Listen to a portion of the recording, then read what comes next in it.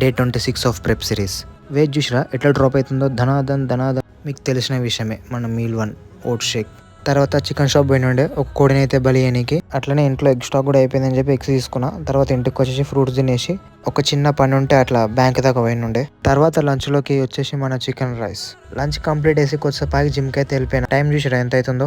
జిమ్కి రాగానే ఏం చేస్తాం, మంచిగా వార్మప్ చేసుకొని ప్రీ వర్కౌట్ తీసుకుంటాం. మీరైతే ఈ టైంలో అస్సలు తీసుకోకండి ప్రీ వర్కౌట్. మళ్ళీ నైట్ నిద్ర పట్టదు. మనం ఏదో వర్కౌట్ చేద్దామని జిమ్కి వస్తే మనతో పాటు గబ్బిలం కూడా వచ్చింది. జిమ్ వాళ్ళు ఇది కూడా పెంచుకుంటారేమో. ఈ రోజు మన వర్కౌట్ వచ్చేసి షోల్డర్. ఇంట్లో నా ఫేవరెట్ వచ్చేసి షోల్డర్ ప్రెస్ ఇంకా లాటరల్ రైజెస్ రెండు కలిపి కొడతా.